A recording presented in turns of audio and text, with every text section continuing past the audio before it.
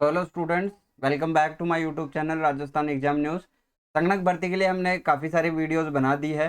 तो ये तो आपको पता था कि विज्ञप्ति आने वाली है, 583 पोस्ट पे आनी वाली है।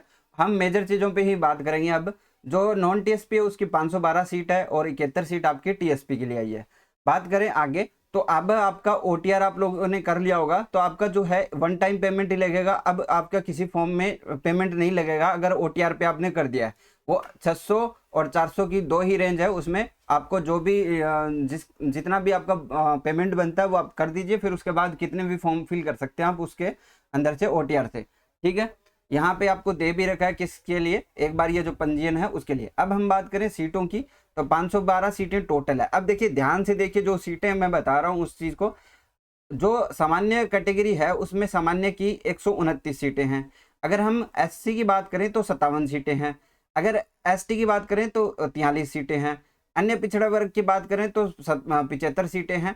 अति पिछड़ा वर्ग की बात करें तो 18 सीटें हैं और ईडब्ल्यूएस की 36 सीटें हैं। अब यहाँ पे देखिए, फीमेल्स की जो है ना, वो अलग से मैं बता रहा हूँ। फीमेल्स जो होंगी 37 जो पोस्ट है वो तो क्या है, उनकी जनरल की है। अब आप अपनी अपनी कैटेगरी के साथ आप जोड़ सकते हो। जैसे 17 पोस्ट है एससी के अंदर, एसटी के अंदर 12 सीटें हैं, अन्य पिछड़ा वर्ग के अंदर 22 सीटें हैं। इस तरह आप जोड़ सकते हो। और विधवा की सीटें भी अलग से दी हुई है और डाइवोर्सी की सीटें भी अलग से दी हुई है। ये आप आराम से देख लेना, नोटिफिकेशन आपके पास आ जाएगा, टेलीग्राम ग्रुप में डाल दूंगा। ठीक है, और ये है आपका हॉरिजॉन्टल रिजर्वेशन जो भी रहेगा उस हिसाब से। ठीक है, ये सीटें आपके पास रहेगी। अगर आपको सीटों का कंपैरिजन देखना है कि हम कितनी सीट पे करेंगे, अगर हम अन्य पिछड़ा वर्ग का एक मेल स्टूडेंट जो है वो करता है तो 129 सीटें जनरल की है, उसके ऊपर वो काउंट होगा। एंड 75 सीटें जो है उसकी ओबीसी कैटेगरी की रहेगी। तो इस प्रकार जो है वो लगभग 204 सीटों के लिए जो है एलिजिबल हो जाता है। इस हिसाब से आप अपना काउंट कर सकते हो। ठीक है, अगर वो अच्छे मार्क्स लेके आता है तो जनरल में सिलेक्ट होगा, और अगर ओबीसी कैटेगरी के ही मार्क्स आते हैं तो ओबीसी के अंदर सिलेक्ट होगा। अब आगे हम देखते हैं, यहाँ पे जो इंपॉर्टेंट चीजें हैं ना उसी को हम देखेंगे। यहाँ पे जो है एक चीजें और यहाँ पे आपको दिख रहा है, 12.5% जो है मांत्रिक कर्मचारियों के लिए जो आरक्षण दिया हुआ है वो चीजें आपको दिख रही होगी। आगे यहाँ पे कुछ इम्पोर्टेंट देखें तो हम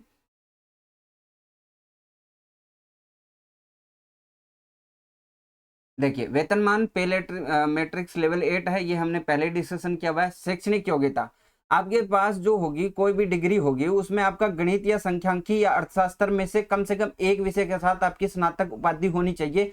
अदरवाइज आप एलिजिबल नहीं होंगे, पहले ही बता रहा हूं मैं आपको। और आपके पास दूसरा सर्टिफिकेट होना चाहिए कंप्यूटर का, है ना। वो आपके पास आरसीआईटी होगा या आपने 12th करी होगी तो आपके पास एक कंप्यूटर सब्जेक्ट रहा होगा, तो उसमें भी आप क्वालिफाई। मैं पहले ही बता दूं कि कोई भी स्टूडेंट जो सीधी कंप्यूटर की योग्यता रखता है, जैसे बीबीए वगैरह, बीसीए है, इनके अंदर वो एलिजिबल नहीं है। आपके लिए मैथमेटिक्स, स्टैटिस्टिक्स और इकोनॉमिक्स में से एक सब्जेक्ट आपकी डिग्री के अंदर होना चाहिए स्नातक में। और 40% आपको अनिवार्य है। ये मार्क्स अगर आपके नहीं आते तो आप वैसे भी बाहर हो जाएंगे। ठीक है, स्वास्थ्य अंतरितर वही रहता है।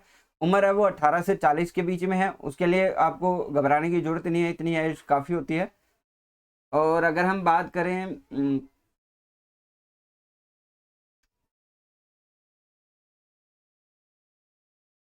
ठीक है, इसमें और कुछ नहीं है, हम सिलेबस की बात कर लेते हैं। बस लास्ट का वही पॉइंट एक आपका हो सकता है डिफरेंस में आया हो। चलिए, यहाँ पे हम सिलेबस की बात करें तो अभी सिलेबस जो है सेम ही है। स्टैटिस्टिक्स, इकोनॉमिक्स एंड मैथमेटिक्स के 70 मार्क्स हैं, जनरल नॉलेज के 30 मार्क्स हैं। आपकी 1/3 जो है नेगेटिव मार्किंग रहती है, 40% आपको लेके आना चाहिए। बैचलर डिग्री के लेवल का आपका पेपर होगा। अगर हम सबसे जनरल नॉलेज की बात करें तो ज्योग्राफी, नेचुरल रिसोर्सेज एंड जो सोशियो इकोनॉमिक डेवलपमेंट है राजस्थान का, वो आपसे पूछता है। दूसरा जो पॉइंट आता है इसमें, हिस्ट्री कल्चर और हेरिटेज ऑफ राजस्थान पूछता है। ठीक है, देखिए ज्योग्राफी यहाँ पे पूछ ली गई है और हिस्ट्री एंड कल्चर यहाँ पे पूछ लिया गया है, हेरिटेज यहाँ पे पूछ लिया गया है। तो आपको ये मानना है कि राजस्थान ऑलमोस्ट जो है कंप्लीट पूछा जाएगा। Current events and issue of Rajasthan, ये आपका थोड़ा सा देखिए, करंट नेशनल लेवल का भी आता है और स्टेट लेवल का भी आता है, तो उसको अच्छे से कर लीजिएगा। अगर हम स्टैट्स की सिलेबस की बात करें तो इसमें जो है कुछ भी चेंज नहीं है। क्लासिफिकेशन है, इलेक्शन है, टेबुलेशन है, डेटा का प्रेजेंटेशन है, measure of central tendency, dispersion है, मोमेंट है, ठीक है, ये आपका पहली यूनिट है। दूसरी में कोरिलेशन है, रिग्रेशन वही रखा हुआ है। डिजाइन ऑफ सैंपल सर्वे, इसके अंदर जो सैम्पलिंग के टाइप्स हैं वो है sampling units, frame, sampling fraction और with and without replacement, population parameter, sample estimator, random sampling, ठीक है। तो वही पूछा हुआ है, इसमें कुछ भी एड ऑन नहीं किया गया है स्टैटिस्टिक्स के अंदर। टाइम सीरीज एनालिसिस के अंदर आपके वही component, measurement, trend, seasonal, cyclic और इरेगुलर वेरिएशन चारों पूछे गए हैं।